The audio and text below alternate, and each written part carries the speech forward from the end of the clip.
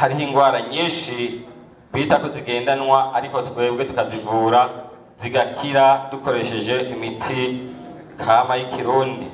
Uyu muti rero ukavura ingwara ya diabete ku buryo umuntu ashobora. Ikigo cy'ubuvuzi kama inshuti ya bose mugisanga mu gisagara ca Gitega haruguru y'isoko y'inka akura kuri 79 amajana 766 amajana 951 canke kuri 69 199 amajana 247 inshuti ya bose yo ni inshuti yawe inshuti ya bose yo ni inshuti yawe. Reka tubaramutse n'iteka nangiri bakunzi b'urubuga inshuti ya Bose TV aho dusanzwe tuhari kugira ngo tubashikire aha canke hariya na cyane aho tugira dukora uko dushoboye na cyane kubazanira zimwe mu ntahe z'abagiye barivuriza mu kigo cy'ubuvuzi kama inshuti ya Bose.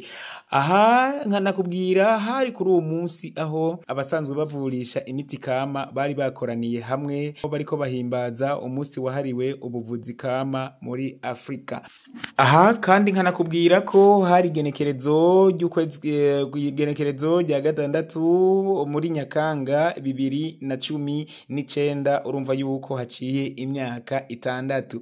Noneho bamwe mu bavuza imiti kama bari bahari bahakoraniye banazanye nimwe mu miti basanzwe bavurisha mu bigo basanzwe bakoreramwo. Reka noneho dukurikirane uko Onesphore Shimirimana umuyobozi w'ikigo cy'ubuvuzi kama inshuti ya Bose uko yavuze uko yashikirije imwe mu miti basanzwe bavurisha mu kigo cy'ubuvuzi kama inshuti ya Bose noneho nico igenda ivura.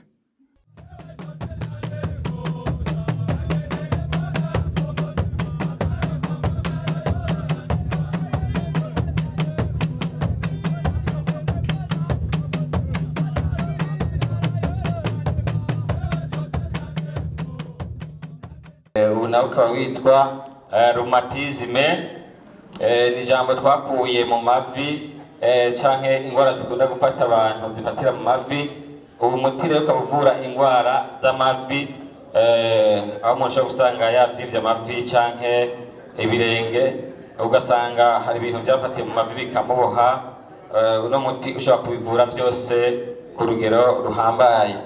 Hanyuma turafise ubundi hano witwa Kira rero uyu n'umuti uvura ingwara ya diabete. Rimwe na rimwe hari abazi ko ingwara ya diabete yoba ari ingwara ngendanwa ariko mu nshuti ya Bose hariho ingwara nyinshi bita ko zigendanwa ariko twebwe tukazivura zigakira dukoresheje imiti kama y'ikirundi. Uyu muti rero ukavura ingwara ya diabete ku buryo umuntu ashobora guhagarika insuline canke za daunire za glycophage n'indi miti yashobora kubakoresha ariko arapfufahaza kandi amaze guheza gukira neza agasubira gufata ivyo aba yarabujijwe kuko aba yakize neza cyane. Turafise undi muti witwa Zibuka.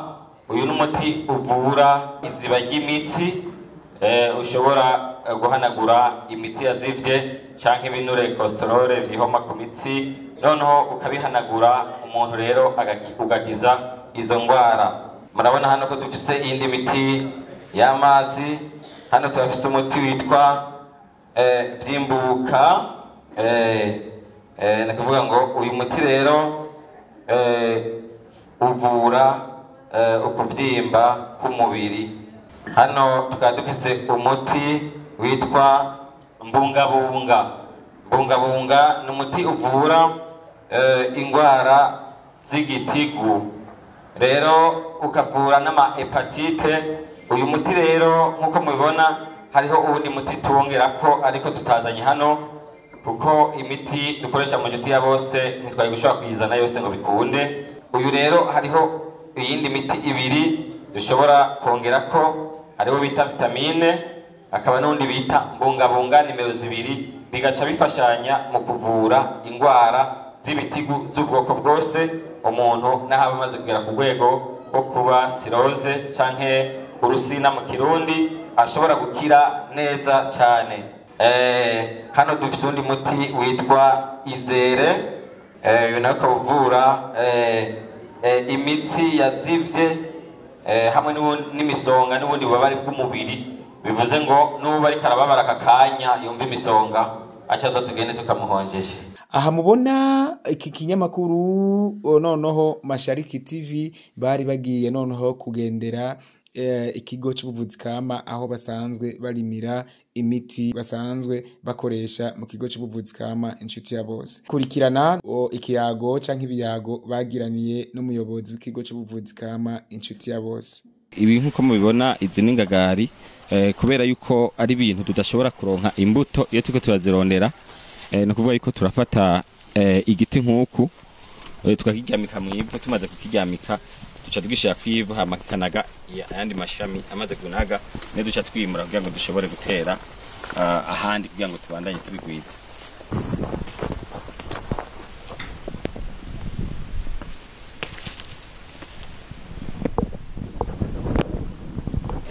Hano naho nkuko mubibona murabona hano na hano turiko tugwiriza aya mashugwe bayita roseya. Aya mashugwe rero nayo abantu bayazi nk'amashugwe yo gushariza ahantu, ariko twebwe tuyazi nk'umuti ushobora kuvura indwara zitandukanye ariko bivanye n'ico twavanganyije nayo. Bibona rero uko zidasa niko dushobora no kuvura ibitandukanye, nico gituma nabwiye yuko mu kuvura twebwe tuvanga imiti.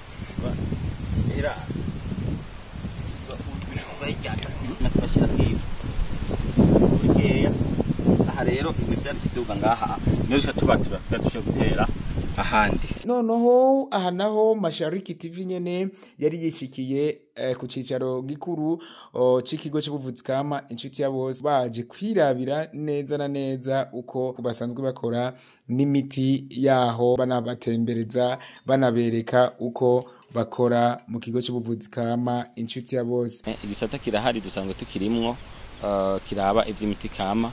Ico gisata rero kikaba rero kiko kiragerageza gukora kugira ngo na cyane cyane cegeranye abantu bavuza imiti kama, kibigisha ubwa mbere gukurikiza amategeko y'igihugu, kuko iyo utari gukurikiza amategeko y'igihugu urumva ukora byose ivyo barubusa. Hanyuma kandi congere kibereke ingene bashobora kugerageza gushiramo isuku ku rugero rukwiye, kandi bagerageze kurondera imiti bashobora ishobora kuvura indwara nyinshi, kuko mu miti kama ushobora gusangamwo imiti ishobora kuvura indwara abantu bazi ko zidakira kandi zigakira neza.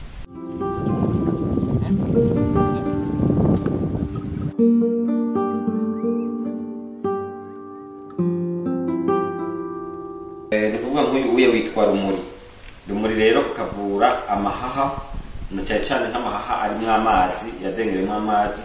Hanyuma uyu kandi turashiramwo iyo turiko turavura neza amahaha turongera kundi muti bitazibuka nko mwavyumvise hano. Umuti uzibura imitsi.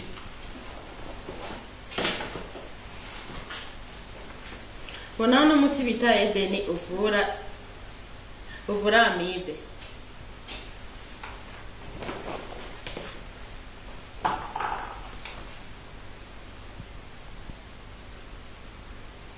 Unawa bita Ntabara no muti uvura ibizimba biterwa na amibe. Niko inshuti ya bose tuvura ingwara na cyane zitwa ko zidakira, ni za diabete, hypertension, gute, amaso y'ubwoko bwose, ibitigu za hepatite B na C, ingwara z'amakonyera bimwe bifatira mu mavi, hanyuma ingwara z'amara, za estoma, kugumbiza, kumeneka umutwe bidahera, ibyo byose tubivura.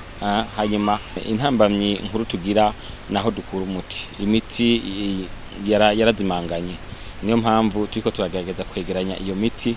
Hari haho tuyitegurira kugira ngo tuyirime, turiko turagerageza kuyirimira kuko myinshi cyane yarahonye ntikiboneka.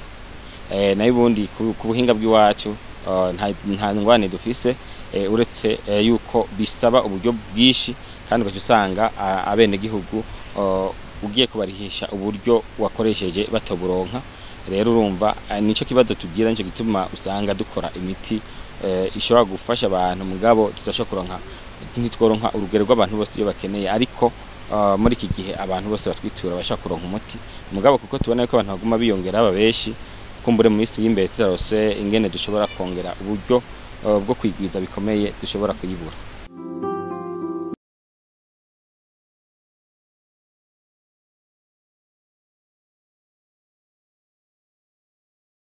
Ikigo c'ubuvuzi kama inshuti ya bose mugisanga mu gisagara ca Gitega haruguru y'isoko y'inka akurakuri 79 amajana 766 amajana 951 canke kuri 69 199 amajana 247 inshuti ya bose yo ni inshuti yawe inshuti ya bose yo ni inshuti yawe.